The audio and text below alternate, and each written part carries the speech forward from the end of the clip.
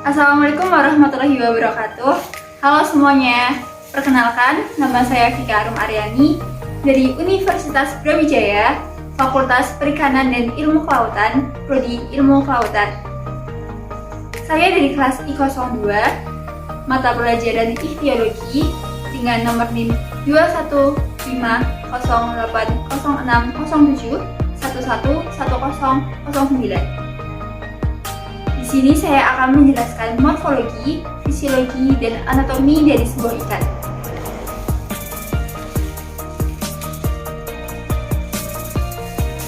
Saya mengambil ikan yaitu ikan bawal.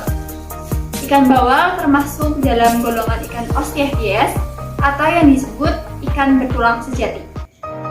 Dengan nama spesiesnya yaitu Colosma macropomum. Ikan bawal terdiri dari bagian kepala, bagian tubuh, dan bagian ekor. Lalu selanjutnya tentang morfologi, fisiologi, dan anatomi dari ikan bawal sendiri akan dijelaskan pada video selanjutnya. Jangan lupa tetap ditonton ya.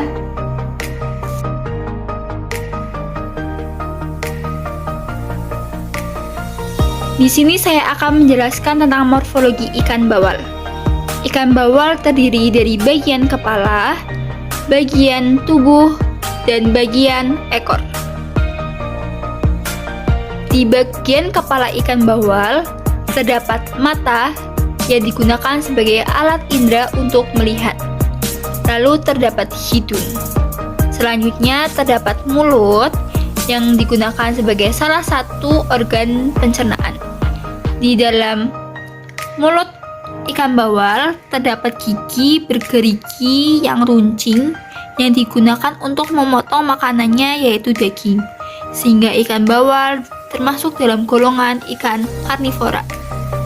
Tetapi di beberapa jenis ikan bawal sendiri termasuk dalam jenis ikan omnivora karena pemakan segalanya yaitu tumbuhan dan daging. Selanjutnya terdapat operculum yang digunakan untuk melindungi insang. Insang sendiri adalah bagian ikan yang termasuk dalam organ pernafasan utama. Selanjutnya yaitu di bagian tubuh ikan, dilapisi oleh sisik berbentuk stenoid yaitu seperti sisir. Selanjutnya, terdapat beberapa macam sirip pada ikan bawal, yaitu sirip dada yang berjumlah 1 pasang, sirip perut yang berjumlah 1 pasang juga, ada sirip punggung terdapat 2, yang satu kecil, sirip ekor, dan sirip anal. Sirip dada digunakan ikan untuk berenang, maju, dan belok ke kanan ke kiri serta diam. Lalu sirip perut digunakan untuk stabilitas dalam berenang. Sirip punggung juga digunakan untuk stabilitas dalam berenang. Lalu sirip ekor merupakan sirip utama dalam mendorong ikan saat berenang. Lalu sirip anal yang digunakan juga sebagai stabilitas ikan dalam air.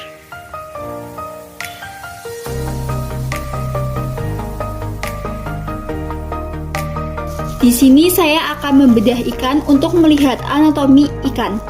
Sebelumnya, siapkan alat-alat seperti gunting yang digunakan untuk membedah ikan dan pisau sebagai pembantu untuk membedah ikan juga.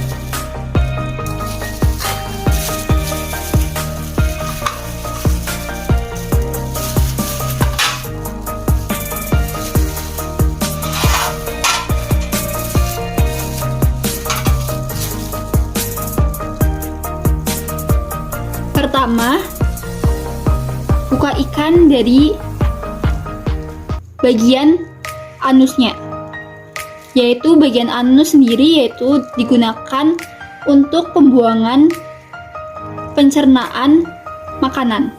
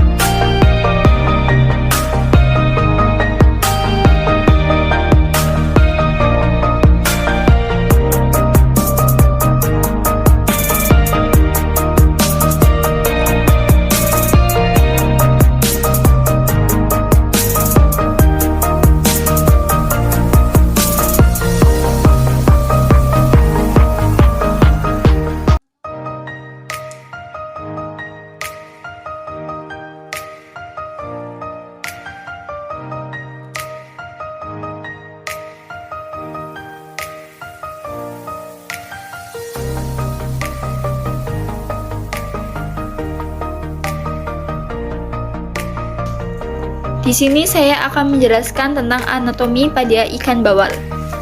Di sini yang berwarna putih besar ini merupakan gelembung renang yang berfungsi untuk mengatur volume tubuh ikan yang disesuaikan dengan berat ikan dalam kedalaman air tertentu.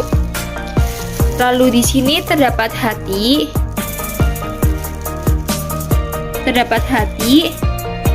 yang berfungsi untuk menghasilkan empedu yang membantu dalam proses pencernaan. Lalu di sebelah hati terdapat empedu yang berfungsi untuk menghasilkan cairan empedu yang nantinya akan dialirkan ke usus apabila diperlukan. Lalu selanjutnya ada lambung atau perut yang berfungsi untuk menyimpan makanan. Lalu selanjutnya ada usus halus dan usus besar yang berfungsi untuk usus halus sendiri berfungsi untuk menyerap lagi nutrisi-nutrisi atau zat-zat yang diperlukan dalam tubuh. Lalu selanjutnya di sini sebelum dibelah ada lubang yaitu anus yang berfungsi untuk mengeluarkan sisa-sisa dari pencernaan.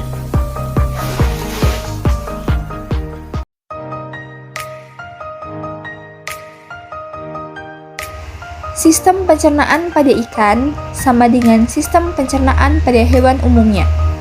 Makanan melalui mulut lalu dikunyah oleh gigi yang terdapat pada mulut ikan. Gigi pada ikan bawal sendiri, seperti yang sudah saya tunjukkan tadi, bentuk gigi ikan bawal adalah bergerigi tajam.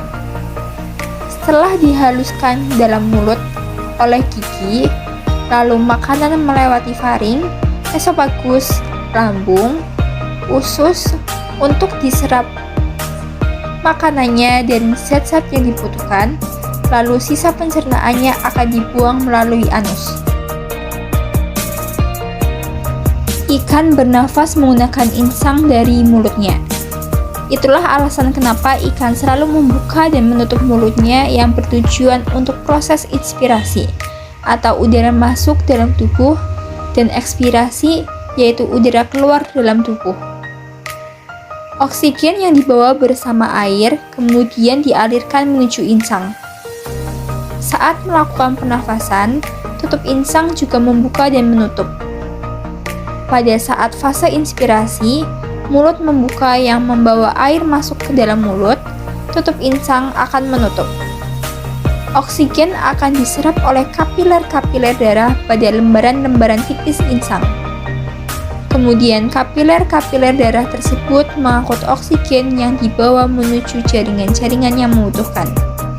Sebaliknya, pada fase ekspirasi, karbon dioksida yang dibawa darah dari jaringan akan bermuara pada insang dan keluar tubuh.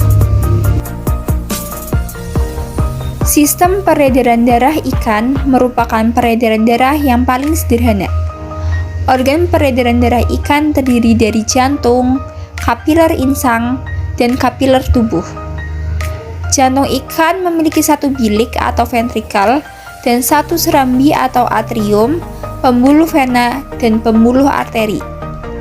Proses peredaran darah ikan mengalir dari bilik di jantung melalui insang. Di insang terjadi pertukaran oksigen dengan karbon dioksida, kemudian darah mengalir ke seluruh tubuh. Kemudian darah dari seluruh tubuh itu masuk ke serambi di jantung. Peredaran darah ikan merupakan peredaran darah tunggal karena darah hanya mengalir satu kali melalui jantung. Sistem reproduksi ikan terjadi secara eksternal, yaitu di luar tubuh induk. Dalam melakukan perkawinan, induk betina dan jantan akan saling mendekat.